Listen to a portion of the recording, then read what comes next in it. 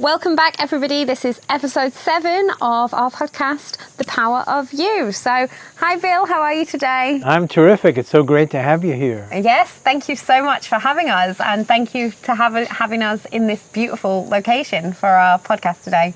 Oh, it feels terrific. Yeah, no, great to do it face to face. And I guess this episode, I really wanted to talk to you about the topic of boldness, or the art of being bold. And the reason, I guess, that I wanted to bring this today is, for me, boldness is very linked with almost being your authentic self and being, truly who you are and expressing yourself and being almost unapologetic in the way that you express who you are, what you're here to do, and how you're going to do it. So for me, boldness is very linked to authenticity and being your kind of true self. But maybe to start today, what does being bold mean to you? Well, if you want to be a leader, you have to speak up and stand up and step forward, take responsibility for the situation. That requires courage and boldness. If you want to change the world, you obviously have to take risks. You have to stand up and say what's on your mind. And then if you're trying to protect yourself all the time, it's going to make you not bold. It's going to make you extremely cautious, kind of keeping your head down, not staying inside the herd. So self-protectiveness is the way I think of the opposite of bold. And if you want to be an innovator, if you want to make things better, if you want to invent things, by definition, that's being bold. Because most people are afraid to step out of the tried and true. Don't want to take the risk of recommending something different, because what if it doesn't work? So I think in order to carry out your life dream, your mission, your purpose, there's no way it's going to happen without being bold. Now, of course, all of these are words, so they can be interpreted so many different ways. If, for example, you've always been an introvert, the idea of being bold may sound to you like advice you can't use. It doesn't apply to me. I'm not going to do that. But you can be bold and an introvert at the same time. Bold doesn't necessarily mean, it certainly doesn't mean interrupting people or talking loudly, or when somebody's trying to say something, breaking in and interrupting them. Those aren't signs of boldness. They're just rude. And they're not the same thing, boldness and rudeness. You can be quietly bold. I don't know if anybody remembers Jimmy Stewart, but he was a famous actor in the early days of Hollywood. Those films are still running on streaming channels all the time, so maybe they do remember. He spoke his mind. He spoke his truth. He didn't just go along with saying, oh yeah, I agree with that, and I agree with that, and I agree with that, and I agree with that. He said exactly what he felt, but he said it in a way which was humble. And that's still bold. Bold and humble work great together. Yeah, I think what you've said there around being bold, it can have these connotations of almost being brash or, a little aggressive, or, it's almost, as you said, like rudeness, and you kind of explained there that you can actually be bold, but your bold and my bold, and if you're listening, what bold means to you will probably look different depending on who you are, and who you are, like, authentically inside. If it's not part of you to be loud and extroverted, then being bold doesn't mean that you'll necessarily become that. But I think it is knowing what you believe and stating what you believe and standing up for that, essentially. You did say the opposite of being bold is self-protection. And interested to dig into that a little bit more. What are people trying to protect themselves against when they're being the opposite of bold? What are they trying to protect themselves from? Well, nowadays, when the climate is so cynical and skeptical, and if you say something idealistic in social media, you'll immediately get barraged with notes damning you for doing that and using the word cringe. Oh, you made me cringe, or that's cringeworthy, or, you know. So that's one of the things that you could be protecting yourself against, is being ostracized in social media, because it's happening. Yep. But, you know, before there was social media, it wasn't quite as bad as it is now, but it still existed. And so as you're growing up in school, and there's bullies, and there's wise guys, and there's some teachers who have problems, and your parents' friends who may, without even realizing it, put you down. There's all these people around that aren't necessarily looking out for your best interests, other than your parents. And so you start to become defensive, and you don't want to expose yourself or your ideas to people, because you're used to being put down for doing that. But that isn't the reason to stop taking those chances of showing what you think. Yeah. And if you feel that it would make it easier for you, you can do it the way Socrates communicated, by asking questions. Yeah. And rather than making declarative statements, you could say, well, you know, I've always wondered whether, and I kind of have a feeling that this is the way it is, but I can't prove it to you, but, you know, what do you think of the idea of blah, blah? So, I mean, there's ways around it if you find it hard to get started putting it out there, who you really are, letting the real you speak forth. You can do it in a cautious way at first, but I think if you do try it, and you haven't been doing it, you've just been perhaps saying the same stereotyped things over and over again that you know nobody's going to argue with you. Yeah. They'll be perfectly happy if you just say, oh, cool, or awesome, or stuff like that. If you have a different thought, it's fun to bring it out. I mean, that thought is an inspiration. It's either coming from God or the universe, or it's coming from your own subconscious. Wherever it's coming from, it's coming to you. And it's a gift of some new idea that you hadn't had before. And if you just muffle it and let it slip by, you'll never really know what it was. Yeah.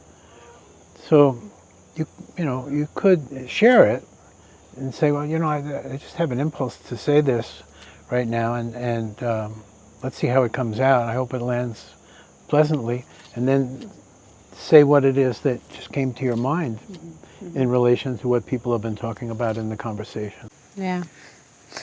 So like the self-protection piece is actually, it's because people don't want to almost put their head above the parapet, say something that is, you know, that could be, you know, where you said shamed or made fun of.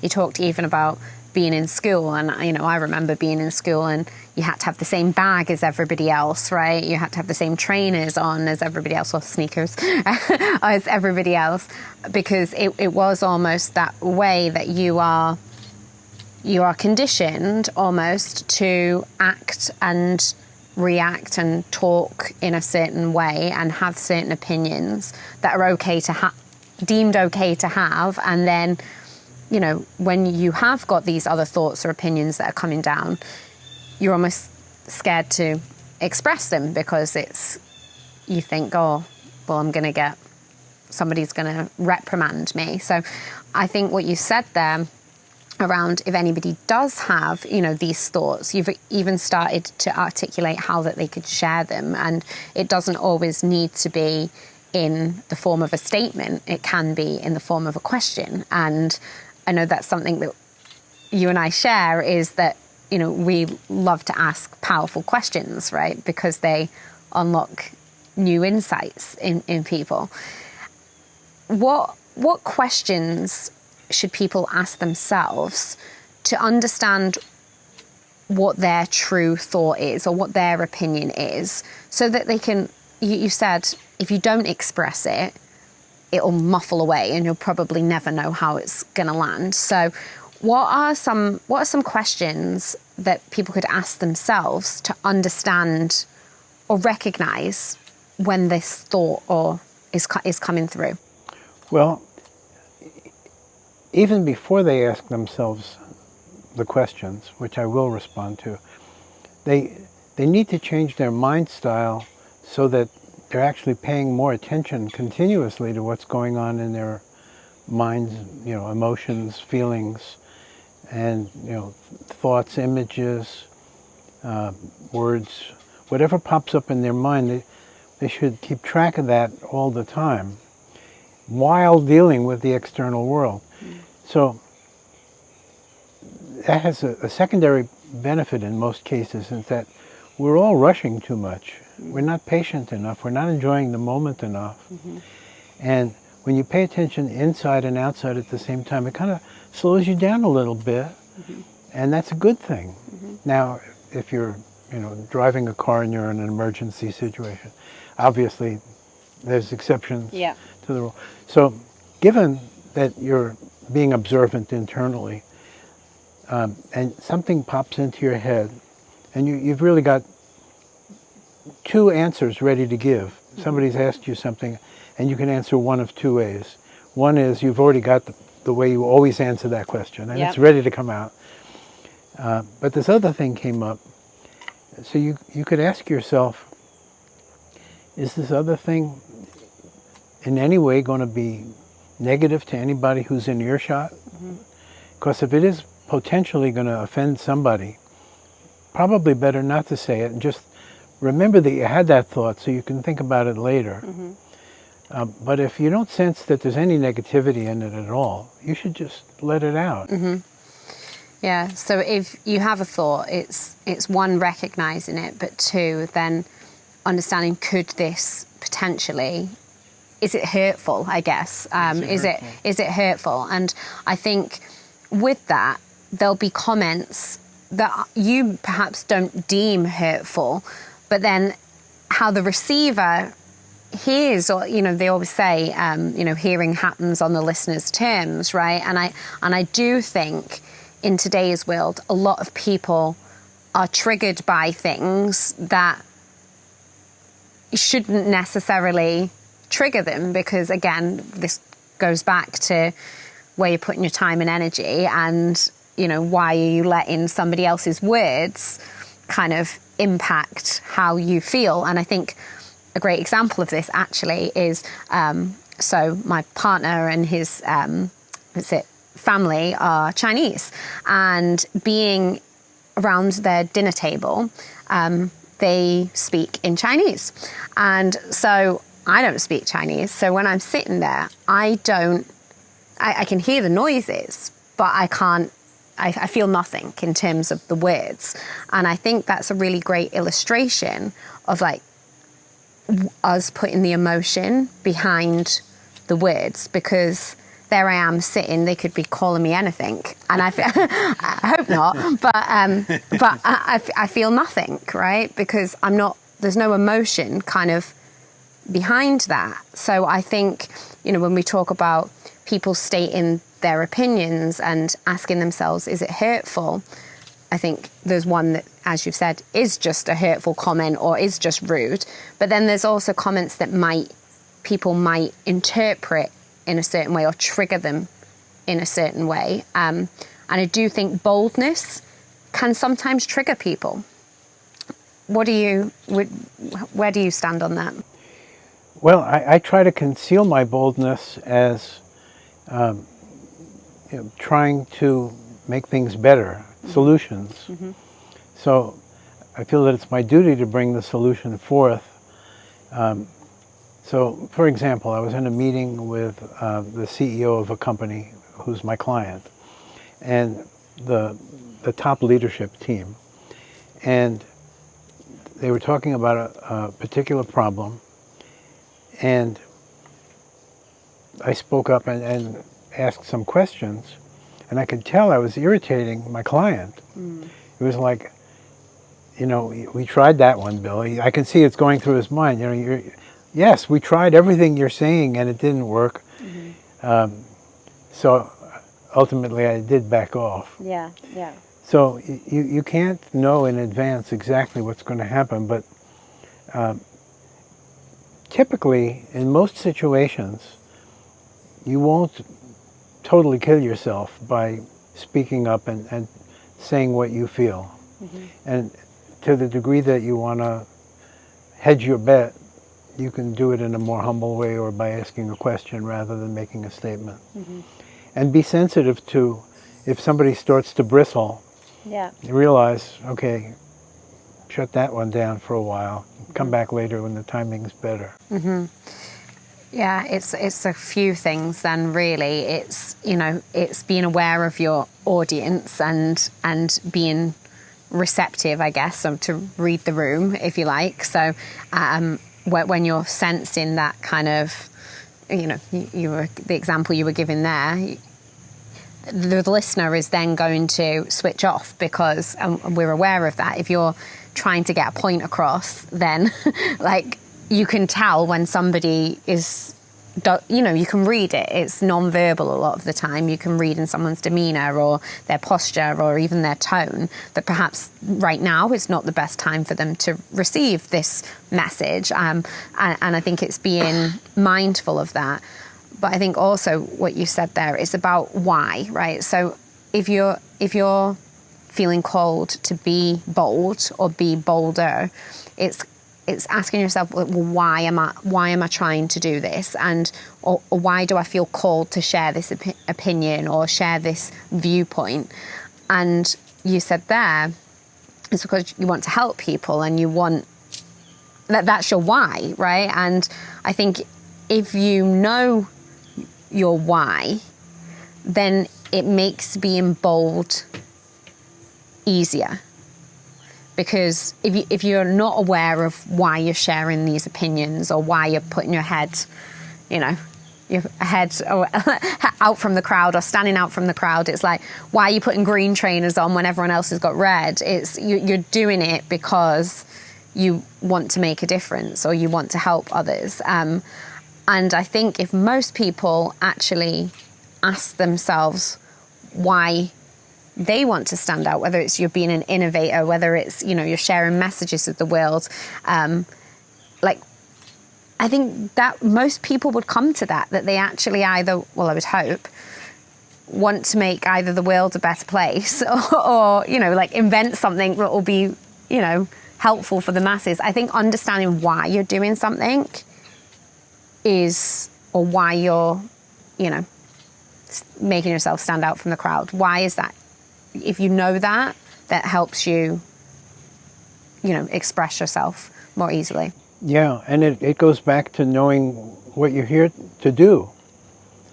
Because that gives you permission and motivation and momentum to be active, carrying out your vision of what your life could be and what purpose it could serve. If you know what it is. And if you don't know what it is, you're in a bad position because making decisions becomes arbitrary. You don't know what the end goal is, so you don't have any kind of a yardstick by which to judge action A versus action B because you don't know where you're going. Yeah, and I know we talked in the last episode about, you know, your purpose and finding your purpose, and you know, sometimes you need to bang into a few walls to find the direction. And I know that process can be frustrating sometimes, you know, and if you are listening to this and you don't feel that you have your direction and you don't feel like you know why you express your thoughts or opinions, what kind of, I guess, words of, I guess almost like comfort or advice can we give for the people that feel that they don't know the direction just yet, but they feel like the fog is clearing? Well, that's a wonderful feeling to have, that the fog is clearing, that they haven't found themselves, they haven't defined their life goal, don't have a vision, but they feel that they're getting closer to that revelation. That's a terrific time. They should really enjoy every moment of that. And take in everything that happens, even insignificant things, like maybe they're sitting in a place like we're sitting, and nothing has fallen from the trees for hours. All of a sudden, a branch falls. You know, why did that happen? What could that mean? And it might mean nothing. But don't take anything for granted. It might have something to do with the unfolding of the secret of who you are. So everything that happened, and it's not just at that time when you're kind of, the clouds are parting and you suspect that you're going to know soon who you are and what you're here to do. But at all times, keep alert to what's happening, seemingly with absolutely no bearing on who you are or what you're trying to do, but just check it out. And could this in some way be giving me some hint? Could it be happening to me for something that if I thought a little bit more about it would become clear to me? Yeah, and I think that links into what we were speaking about actually on email, and it was around how things are happening for you, not to you. And with that lens shift, it's really very powerful, right? Because even like you said, if you're in the situation where the clouds are parting, like, and being, you know, more mindful and observant of everything, like, great that you're one step closer to figuring out your mission. But even if you're not, even if you feel like you're miles away, like you don't know what you're here for or why, it's even, I think that's a huge shift. Like, it's just asking, like, well, what is this trying to teach me? Like, ask, even, you know, I've asked that even in times that are like challenging and like you're finding really, really tough. It's like asking yourself the question, what is this trying to teach me? And when you ask yourself that, and I don't know if you've heard of this, it's like, you know, it's like the kids, like they'll say, you know, how a child will say, well, why, right? And they ask like 5 whys, it's called. And I think when you ask yourself, like, what is this trying to teach me? And then almost apply that child's mindset, like, okay, it's trying to teach me to be more patient. Well, why is it trying to teach me to be more patient? It's trying to teach me to be more patient because, you know, you lose the rag at little things. And then, well, why do you lose the rag at little things? That, you know, so almost digging deeper. But I think it starts with the question, like, what is this trying to teach me? Even if you don't feel that you are close to even finding your mission. Exactly. So with that, and if you're able to find or get closer to your, you know, your mission or your why, with that, I'm hearing that will help you to be more bold in your day-to-day. Well, once you know what you're here to do, then even if you're not attached to the outcome and you're just going to enjoy getting there, even if you don't ever reach the final there, then you've got this kind of rock you're standing on. And it means everything to you. It's the meaning of your life.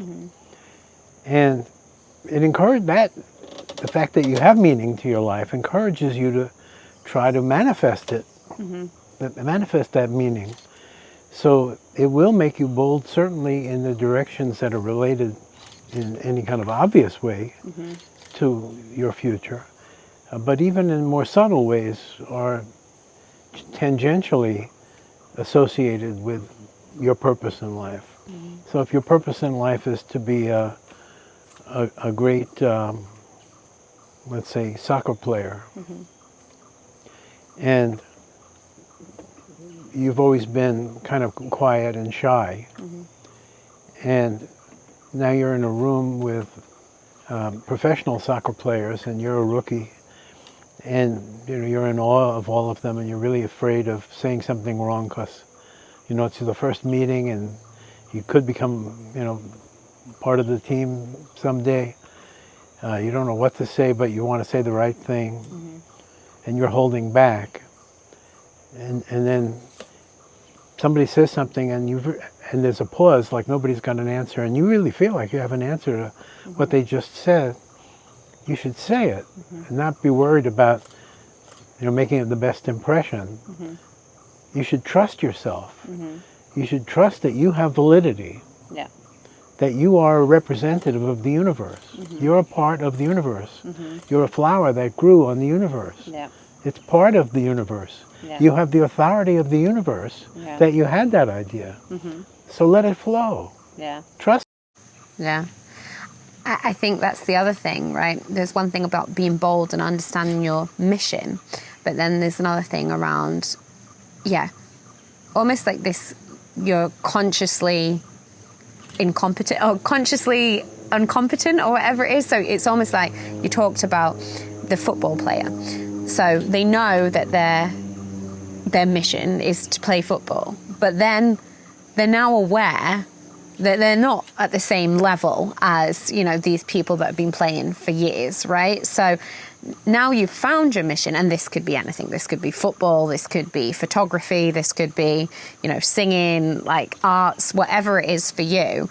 It's like, okay, great, your mission. But now you're almost like conscious about how much you don't know and how much, like, I guess the gap is to these people that have been doing it for a longer time. So using even the football analogy, they're in the locker room and or whatever, and you're new to it, and I guess this is the other piece that people could dim themselves down, or they could perhaps shy away from speaking their truth because they maybe feel a bit like intimidated by the fact that, well, these people have been doing it a longer time. I probably don't know what I'm talking about. And I think we have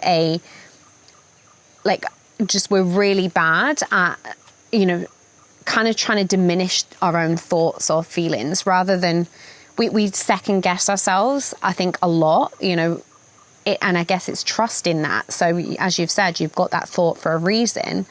So even if you are amongst these like professional football players that have been playing for years, how does somebody build the trust to just say the thing, even when they are maybe a bit intimidated, even when they are, it's like, oh, it's a bit challenging, it feels uncomfortable. What will help them push through that? Well, I think that when you're in that kind of a situation where you're definitely subordinate in the skill set that is your ambition, but you're with people that you highly respect at what they do in that same area,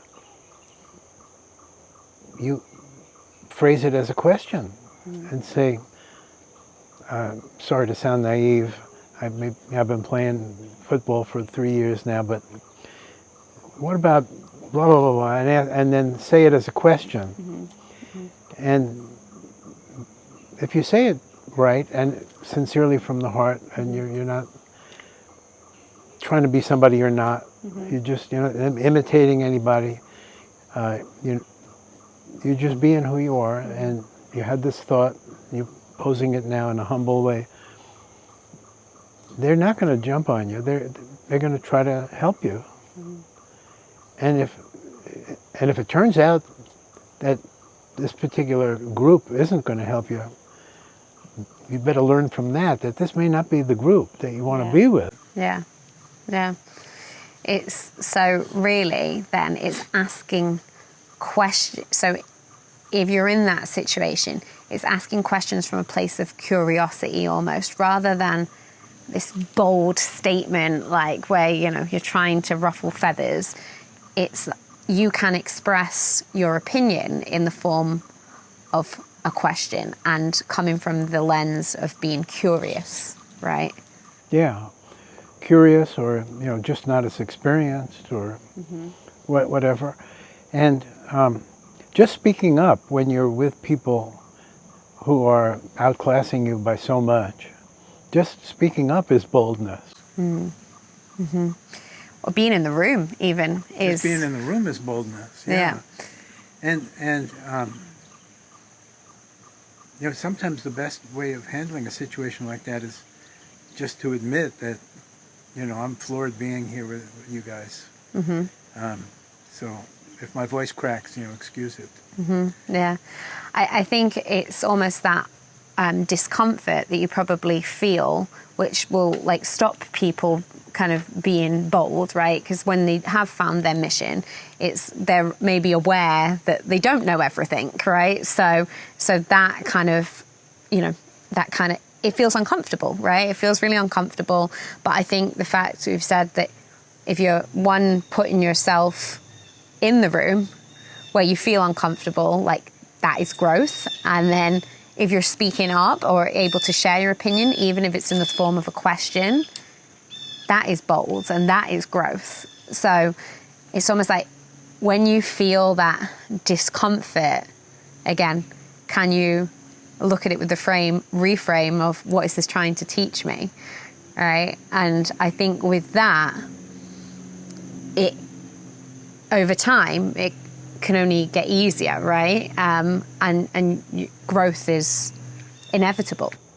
I think you made several important points there. One that struck me is that showing up has always been one of the basic foundational tenets of advice given in show business to new performers, is just have the guts to show up. That's 90% of it. Just keep showing up and you'll pick it up. Yeah, it's making me think of when I lived in America and I showed up to softball having never played it, right? And I mean, yeah, that's a whole funny story, but I think that's the thing. I didn't, you know, everybody in America grows up playing softball. I had never played it, but I was like, oh, give it a go. And that's the thing. I think people, I mean, it doesn't need to be softball, that's just an example, but when people see that you're willing to like make yourself uncomfortable like that, my experience has always been that people are a lot kinder to you as well, because they almost admire the fact that you have done that and made yourself feel uncomfortable. Like, it's not comfortable to, you know, show up at a softball practice when you've never done it before, or, you know, I'm sure you have like a million different examples of that. But I've always found that when you get into those spaces where you feel uncomfortable, people around you recognize that it's perhaps uncomfortable for you and like actually just show you a lot of grace and kindness. That's been my experience, at least. Yeah. If you trust, you'll be trusted. And if you're authentic, people will appreciate you more and want to help your feelings be positive rather than negative. Try to make you more comfortable. You just have to trust people and yourself and your ideas and the universe, and start from a condition of trust rather than distrust and fear. And I think that the word trust, right, is inherently hard, I think, for people to do, right? I know that people sometimes don't trust themselves. They're skeptical of others and maybe viewing things like, oh, I don't know that really I can trust anybody apart from my family or my partner or whatever, and even then. So I think trust is quite hard for people, but what you were saying there is it's almost like what you put out, you will get back, right? So if you are distrusting and kind of look at everybody from like a cynical, or look at the world through a cynical lens, then that is what you will experience and receive back. Yeah. So then I guess like one level deeper is how do people start to first show trust to themselves before they can then show trust to others and the universe as a whole? Well, I have a theory that this will help, and I've been putting it out there, and that is that if you understand why it's such a cynical period of history that we're in right now, it can help personally escape the conditioning. You know, we've all been, a friend of mine calls it hardwired. It's, you know, in science, hardwired suggests that you're born with it. But conditioning you're not born with. No. But it feels, in retrospect, hardwired. Yeah. Because you can't escape it. You can't stop doing it. You've been doing it all your life. And what is it? It's conforming. Conforming to this is the way it is. This is what you do. Everybody does it the same way. No, you have to wear a hat. And yes, you have to take it off in the elevator. And, well, you know, some of this is turned out to be, you know, proper behavior. And so that you should conform to, because otherwise you're being rude. But then there's tons of it that isn't got anything to do with proper behavior, and yet we are conditioned to it, like constantly being skeptical of everything. And so if somebody makes an idealistic statement, there's going to be somebody in the conversation who's going to make a face or body language or in some way put down the idealistic statement. And if you look at the data, like Google Books tracks tens and tens of millions of books that have ever been published. They scanned them in, you know, to the Google computers. So it goes back to the late 1800s. They've got all these books. So they can count up how many times certain words appear in books. So idealism and realism, between 1935 and 1945, they were both going up. And then realism kept going up higher and higher, and idealism started to go down and down, lower and lower and lower. And if you look at those curves and then you look at like Pew, P-E-W, they do some really high quality surveys. And they don't have any particular bias. They're just a nonprofit institute. And they show that trust levels are going down. They're going down exactly on the same curve as idealism. So, and why is all that happening? Well, you also see religion going down, and it's following the same curve. So you can say a lot of good things and a lot of bad things about religion, but up until fairly recently, it gave us, you know, strong ethical, moral teachings, and it also gave us a view of the universe, which was, whether it was a myth or a story or whether it was real, it was awesome. It was inspiring. We were part of something awesome. And now we're not part of something awesome. Most people think that science has proven, A, God doesn't exist, B, the universe is an accident, and the only thing that matters is matter and energy. And consciousness, that's all in your mind. It doesn't matter at all. What matters is matter. And so if that's what the world is about, and it's all an accident, then the whole world has no meaning and no purpose. So how could I have meaning or purpose? So there goes the idealism. What's the idealism going to be based on? When you've wiped away, just by making assumptions that that's what science says. Science, truly, the jury is out. They don't know if there is or isn't a God. It's been an unpopular idea for 200 years among scientists. Some scientists nowadays have open minds about that subject. Quantum theory has changed a lot of those fixed ideas. At any rate, if you find that you are acting mechanically, robotically, doing things that you've been doing all your life, every time you hear a certain remark made, you have a follow-up remark. You've said it 1 billion times. Even you're tired of it, and everybody else is certainly tired of it, but it just pops out of your mouth before you can stop it. And if you find that your conditioning is running your life, and you have no control over it, then you have to really start editing your impulses. You can't follow every impulse. You have to change your mind style and, okay, be more patient with myself. I just had an impulse. Is that the impulse I really want to go with? Is that really say my truth right now, or is that just to get them off my back? And why don't I, just as an experiment, this is a friend, doesn't want to hurt me in any way, why don't I just tell him the truth? As an experiment. This, I'm not really risking anything. Let me try that.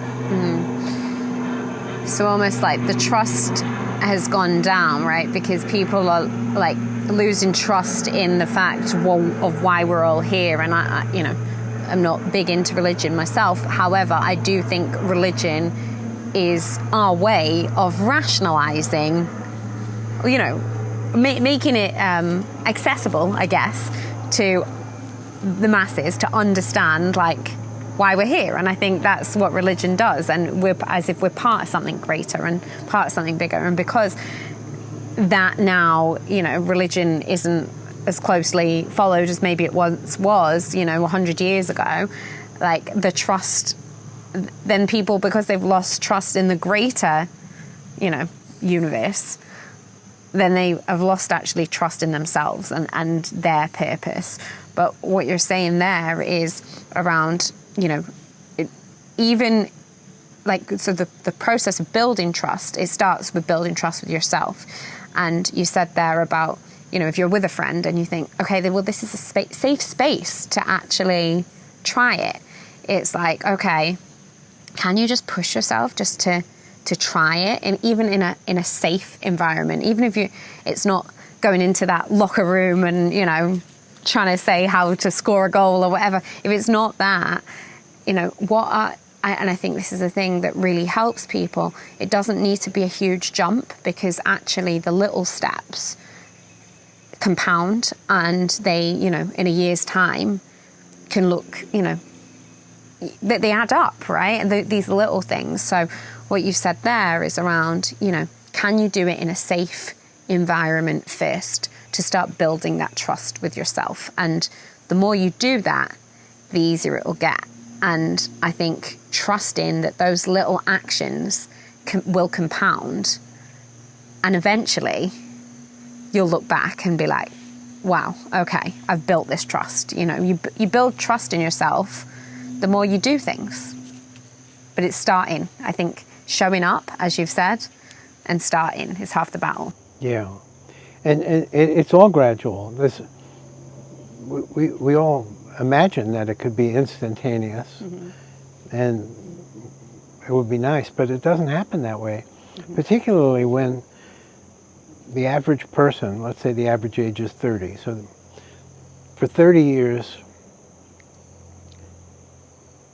actually the average age of a person nowadays is more like 45, but let's say people who are listening to us, their average age is 30, whatever their average age is. It's even more difficult if it's been 45 years, but if it's been 30 years, you've been doing the same things, and you've been doing them essentially self-protectively, because you didn't trust any original thoughts that were arising in you, because, where's that coming from? And that doesn't sound like me. I never said anything like that before. And, it would be crazy to say that. Why should I say that? And then you just go, most people don't even hesitate. They just go and say what comes out automatically. And they don't realize that that's not free will. That's not being who they are. That's a small robotic part of themselves that they have allowed to take over completely. It's basically kind of like hiding. Yeah. And that's it, you said there about the age of somebody. And I think this is, I would say that it's a lie people tell themselves that, oh, I'm too old, I've always been like this. Like, that's a line that I've always been like this, or it's always been this way. If you even think about, being in a job when someone says to you, oh, it's always been done this way. Like, I think that's the most dangerous thing you can actually tell yourself, because then you're closing yourself off to learning, you're closing yourself off to the possibility that things can be different or that change is possible for you. So I think I would observe that and like understand what lies you're telling yourself around being too old, or it's always been this way, I can't change now, because that's actually a signal that you're closing off the possibility. So again, and this is where it all circles back round, it's, can you approach that with curiosity rather than, like, even if you don't believe that you can change at 45 or 55, are you open to trying, or are you curious enough to try some of these small steps, or to listen to this podcast? Are you curious enough just to listen before you even take a step? Are you open enough to listening to the information? Yeah. And it tremendously accelerates the progress to just be open to the possibility. Mm-hmm. Mm-hmm. And if you can just be open to the possibility, it turns out to quickly turn into a kind of a thrill or an excitement that, wow, I thought my life was just always going to be the same doldrums, and now I'm taking a risk and I like it. It feels good. Mm-hmm. Let me just see where this goes. Mm-hmm.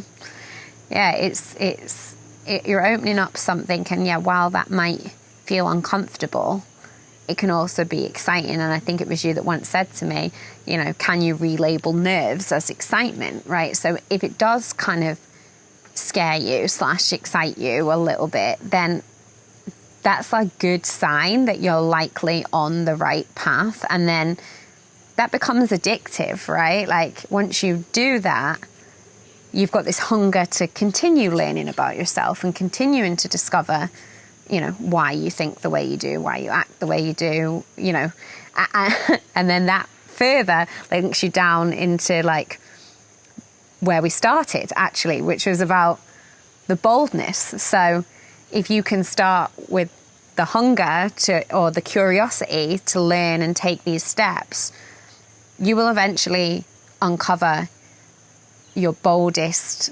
self. But it happens step by step. Yeah, it's all very gradual. And you should be happy that it's happening, mm-hmm. rather than impatient, you know, to reach the promised land mm-hmm. instantaneously. The other thing I wanted to say before we close, the sponsor just flashed the card that we filled up the videotape, is that this came from something you said, that if we describe ourselves to others, if people ask us a question about, you know, how we are, we often describe ourselves in ways that are pejorative, and we don't realize that by describing the mistakes we've made in the past, we're condemning ourselves to repeating them. Mm. We're kind of signing up for another tour of duty with that same screwed up self-image. Mm-hmm, mm-hmm. So every time somebody asks you to describe yourself in some manner or form, it's better not to focus on the negative, mm-hmm. But to be more balanced about the response, mm-hmm. you know, about the possibilities, you know, like I think I have some writing talent. I'm working on trying to see how far I can go with that, or something more like that than opposed to, oh, I write very fast, but I don't think I'm reaching people. I'm going over their heads. You know, there's no need to publicly put any kind of limiting negative thoughts about who you are out into the world. Mm-hmm. Not so much because it's going to give other people the wrong idea. It's going to give you the wrong idea. Yeah. You're reinforcing things that you're trying to gradually edge away from, escape from. Yeah. And I think that's it. It's whatever you believe in your mind, you will find evidence to support that, right? So if you believe that, you know, it is a stupid idea or it's a silly thing to say, you will then find evidence to support that. Oh, look, I saw them chuckle, or, you know, like they're just not going to be open to it. They're these kind of people. So I think it's listening to that. It's listening to what you're telling yourself, because then you will find whatever you tell yourself, it's that whole saying, right? If you think you can or you can't, you'll be right. So it's, again, you know, listen to what you're saying to yourself. And if you can talk kindly to yourself, if you can, you know, approach things with curiosity, and if you can take small steps that are uncomfortable, that will inevitably lead to growth and ultimately you being your boldest self. Yeah. Optimists and pessimists are both right, because it's a self-fulfilling prophecy either way. If they're going to be pessimists, if they're going to be skeptical, if they're not going to trust that they have personal value, really, that they're worth something, and they have gifts to bring to the world, and that's why they're here, is to bring out their gifts. They're going to make it come out that they don't have those gifts, because that's what they're telling themselves over and over again. So the gifts may still try to pop up, but they'll be slapped down. Yeah. So listen to what you tell yourself, because whether you think you can or you can't, you'll be right. So we will leave you with that. We hope you had a fabulous listen to this episode. I know I've certainly enjoyed it. So thank you so much, Bill, for another great recording together. Thank you so much, and thank you for listening. Thank you, listeners. Oh, wow.